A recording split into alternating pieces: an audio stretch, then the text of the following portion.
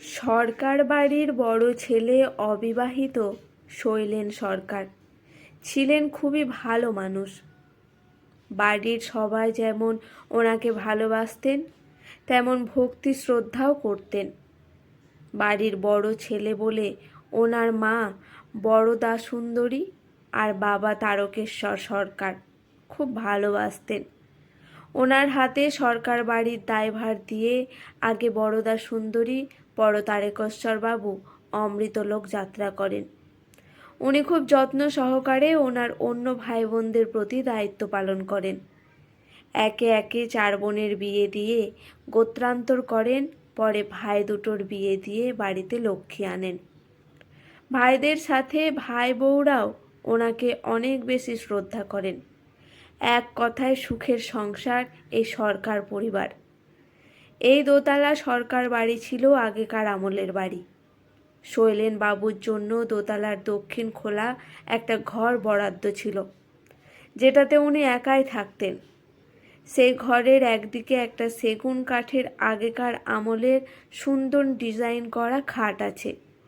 আছে একটা সুন্দর আলমারি, যেখানে ওনার জামা কাপড় ইত্যাদি রাখতেন। একটা বই রাখার কাঠের কারুকার্য করা সামনে কাঁচ লাগানো সুন্দর আলমারি, যেখানে উনি ওনার পছন্দের বই রাখতেন আর সেগুলো অবসরে পড়তেন। এটাই ওনার একটা বড় অভ্যাস ছিল। বই না পড়লে ঘুম আসতো না, খিদে পেত না, ইত্যাদি ইত্যাদি। আর ছিল একটা আরাম কেদারা, যেটায় দিনের অর্ধেকটা সময় কেটে যেত, আর ওখানে বসেই উনি আরাম করে বই পড়তেন আর বই পড়তে পড়তে ঘুমিয়েও পড়তেন। এই বাড়ির দেখভাল করতেন উনি নিজেই। বাজার করার ভার দিয়েছিলেন বহুদিনের পুরনো চাকর হরিপদকে। প্রতিদিন টাকা হাতে দিয়ে বলে দিতেন কি কি আনতে হবে। হরিপদ ওরফে হরি বা হরে ঠিক গুছিয়ে বাজার করে আনত, আর রান্না করত হরির বউ মতি। আগে শৈলেনবাবু চাকরি করতেন বেশ বড় এক কোম্পানিতে। ভাইরা খুব বাধ্য। ভাইরাও সংসারে টাকা দিত, আর সেটা শৈলেনবাবুর হাতেই। উনি কারোর কোনো অভাব রাখেননি। ভাইপো ভাইজিদের পড়াশোনা থেকে আরম্ভ করে যাবতীয় খরচা উনিই করতেন। ভাইপো ভাইজিরা ছিল ওনার প্রাণ। সংসার বেশ ভালোই চলছিল। পুজো পার্বণে বোনেরা সপরিবারে চলে আসতো বাপের বাড়িতে, আর বেশ কিছুদিন কাটিয়ে তবেই ফিরত। ওনার বড় বোনের ছোট ছেলে অলোকেশকে ওনার বড় বোন বিভাবতী মামা বাড়ি রেখে যান, কারণ ছেলে একদম পড়াশোনা করে না, কেবল খেলে খেলে বেড়ায়, কারুর কথা শোনে না। বড় মামার শাসন থাকলে যদি পড়াশোনাটা হয় তাই। শৈলেন বাবু বা বাড়ির অন্যরা কেউ আর এতে আপত্তি তোলেননি। অলোকেশ এখানে থেকে যায় বড় মামার তত্ত্বাবধানে। কিন্তু এই ছেলে অনেক আগেই বিগড়ে গেছে। ওকে ঠিক করার সাধ্য কারুরই ছিল না। নিজে খারাপ, আবার এ বাড়ির বাচ্চা ছেলেদের মাথা নষ্ট করে দিচ্ছে। দেখে শৈলেনবাবু খুব বিরক্তি হয়ে বিভাবতীকে ডেকে পাঠান। পরে বিভাবতীর হাতে অলোকেশকে তুলে দিয়ে বলেন, ওকে নিয়ে যা বিভা। বিভাবতীকে উনি বিভা বলেই ডাকতেন। বিভা আবার শৈলেনবাবুর থেকে বছর 2 ছোট, তাই ছোট থেকেই বিভা দাদার ওপর খুব হিংসে করত। ওর জন্য আমার ভাইপোরা খারাপ হয়ে যাচ্ছে, সেটা আমি হতে দিতে পারি না। তুই তোর ছেলেকে তোর কাছেই রাখ, আমি ওর দায়িত্ব নিতে পারবো না। বিভাবতী অনেক কাকুতি মিনতি করেও যখন দেখলো কোনো লাভ হলো না, তখন দাদাকে শাসিয়ে বলে, এ বাড়িতে আমারও ভাগ আছে, আমার ভাগ আমাকে দিয়ে দে, আমি আমার ভাগ বুঝে নিতে চাই। দোতলার এই দক্ষিণ খোলা ঘরটাই আমার চাই, এখানেই আমার ছেলে থাকবে। শৈলেনবাবু চুপ করে থাকলেও ওনার অন্য ভাই দুজন বলেন, সে কি করে সম্ভব? আমরা তো জ্ঞান হওয়া থেকেই দেখে আসছি এখানে বড় দাদা থাকেন। তোমাকে কি করে এই ঘরটা দেওয়া হবে? তুমি একতলার অন্য ঘর নাও বা দোতলার যে কোনো একটা ঘর নাও, এ ঘর তোমাকে দেওয়া যাবে না। এই নিয়ে ভাইদের সাথে বিভার তুমুল ঝগড়া লেগে যায়। এই প্রথম এ বাড়িতে এমন ঝগড়া হচ্ছে। আগে কেউ কোনো দিনই এমন কথা কাটাকাটি কোনো দিন শোনেননি। এত কিছুর মধ্যে শৈলেনবাবু কিন্তু একটা কথাও বলেননি। উনি সেই আরাম কেদারায় চোখ বন্ধ করে বসেই আছেন, একদম নড়াচড়া করছেন না দেখে ওনার ছোট ভাই নরেন ওনাকে ডেকে বলেন, বড় দাদা, তুমি এখনো চুপ করে থাকবে? তুমি কিছু ব্যবস্থা করো, তোমার ঘর বেদখল হয়ে যাচ্ছে যে। এত কথা বলার পরও উনি যখন চুপ করে আছেন তখন নরেনের সন্দেহ হয়। নরেন বড় দাদা বলে গায়ে হাত দিতেন, শৈলেনবাবুর ঘাড় কাত হয়ে যায়।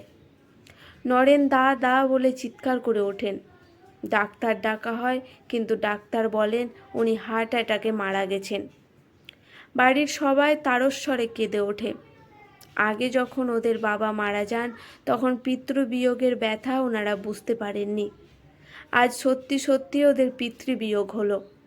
ভাইরা আর অন্য বোনেরা খুব ভেঙে পড়েন। ওদের মাথার ওপর থেকে যেন ছাতা সরে গেল। যথাসময়ে ওনার শ্রাদ্ধ শান্তির কাজ মিটে যায়।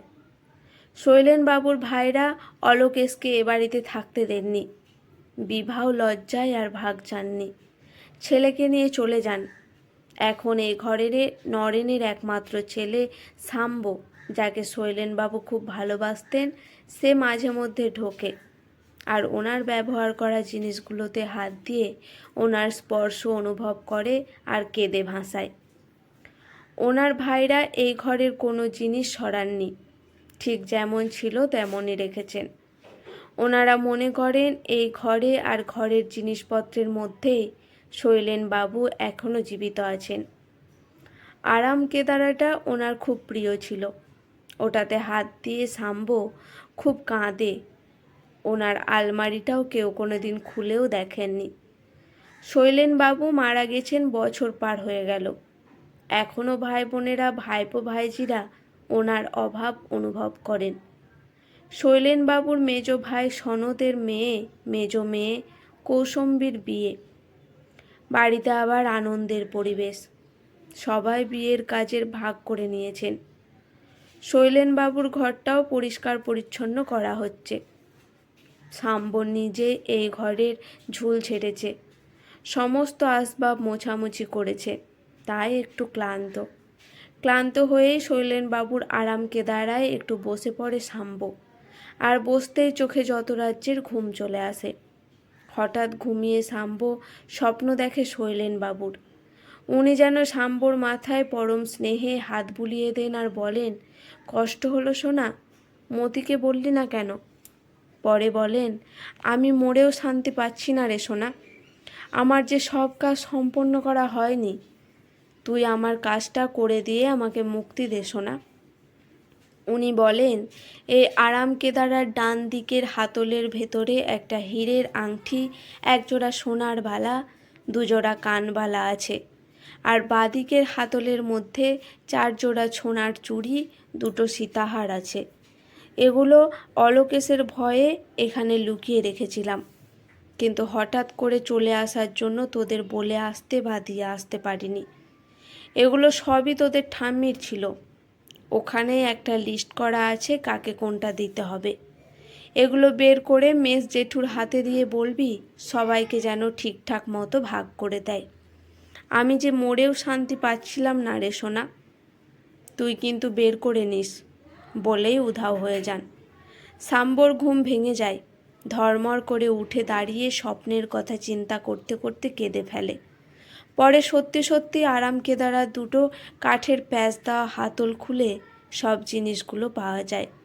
একটা লিস্টও পাওয়া যায়, তাতে লেখা আছে, হীরের আংটিটা আমার হীরের টুকরো ভাইপো শাম্ব সোনার, বালাজোড়া কৌশাম্বীর।